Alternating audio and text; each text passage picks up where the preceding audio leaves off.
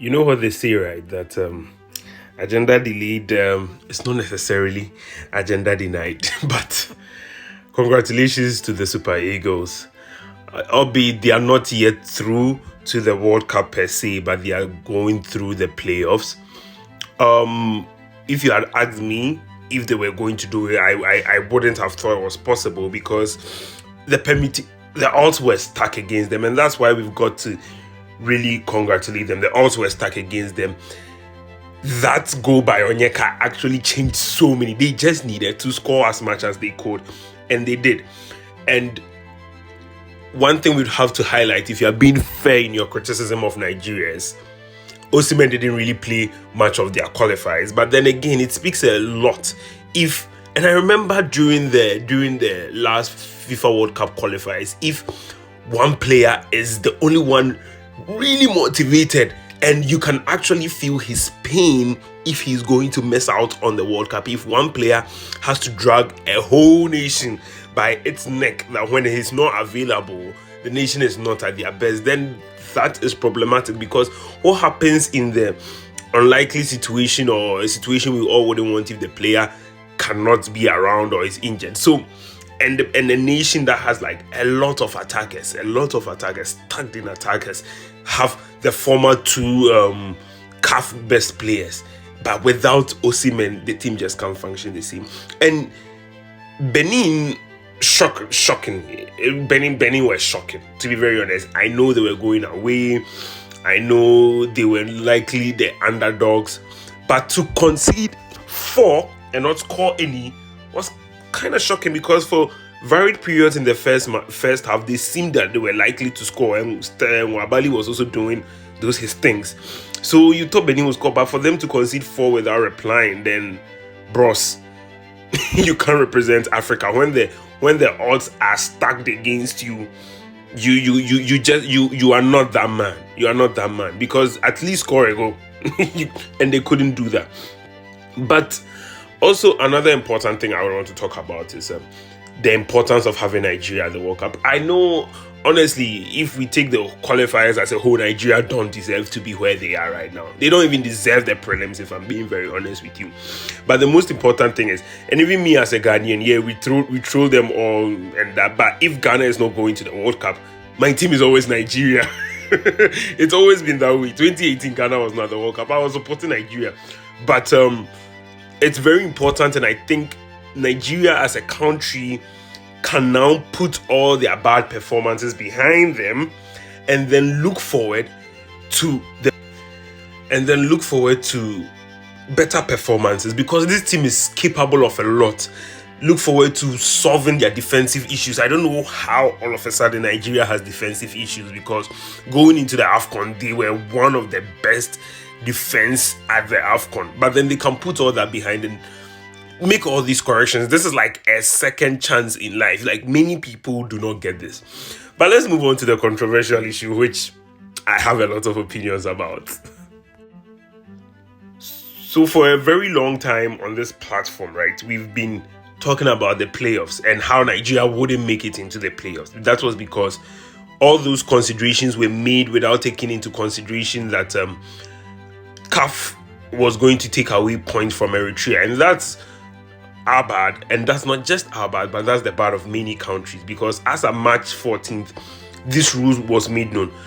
I still stand by an opinion I shared on X that, honestly, I don't think this metric is like the best metric, because the reason you have a forfeiture in football is if someone doesn't show up, you take away 3 points, you take away 3 goals. It's in that same vein where South Africa would make a little technical glitch, because it could be deemed as innocuous technical glitch, and you take away 3 goals and 3 points. Maybe not necessarily the same situation, but you get how 3 points, 3 goals work in football. But if for that consideration, or for the consideration of playoffs, the forfeiture rule is not going to come in place, rather you are going to deduct people performance put in to face a last year team, that's actually kind of problematic, because maybe it's not Uganda's fault that Eritrea pulled out. And it's not Niger's fault that Eritrea pulled out. It's not Burkina Faso's fault that Eritrea pulled out. They actually spent money, traveled to all these supposed last place teams, and actually played. Look at the last place team in Nigeria's group, Zimbabwe. They took points off South Africa. They took points off Nigeria. So you cannot necessarily say, well, because someone is a sixth tier place team, they are people who can easily be taking points off. But then again, countries did not protest this. That's why timely protests are very important. Again, they say equity aids the vigilant, not the indolent, or something like that. So, I mean, teams were not vigilant with this. They didn't raise protest about this because this rule is some type of way, and that's my disagreement I had with the rule. But then, fair on Nigeria, when you go online, many Nigerians are also saying, well, in 2006 you changed the rules and it affected us, blah blah blah. I mean, guy, to be fair, even in Ghana's this one, the away rules did not incur in their favor. So how do I even put this? So Nigeria has been on like the receiving end of rules, maybe for once. They are on the plus side of it. So, I mean, fair is fair. So, let's see. I'm going to be straight up with you people. In my opinion, the African team who wins this playoff would go to the World Cup. I know they are going to face people from CONMEBOL, CONCACAF, which is Bolivia, etc., etc. But the teams that are going to show up there, you are not going to have like some Australia. You know, Australia, if Australia shows up, you'll be hot because Australia is a very troublesome team. You are not going to have Uruguay or Chile or any of those stubborn countries. You would have Bolivia. And honestly, you look at the strength of the African teams have a higher rankings than like New Caledonia, those sorts of people who are going to show up there. So in my honest opinion, whoever wins this African playoff is most likely going to be in the final of the World Cup playoff with Bolivia, because Bolivia is like the strongest country you are going to get over there. So the African playoff is everything. But Nigeria should not be mistaken if they think this is going to be an easy piece of cake, because Gabon in any other group would have been, if Gabon was in Cameroon's group, they would have been at the World Cup right now. Gabon has been excellent, because imagine this, Cote d'Ivoire didn't concede any goal. Cote d'Ivoire won 8 games and drew 2 and still couldn't qualify until the last day. The reason they could do that was how good Gabon has been in this qualifier, and I think Aubameyang would have served his suspension by then. So Nigeria should not think Gabon are going to be walkovers. They are going to. I watched Gabon versus Cote d'Ivoire, and oh my god, these guys all of a sudden have this Lemina.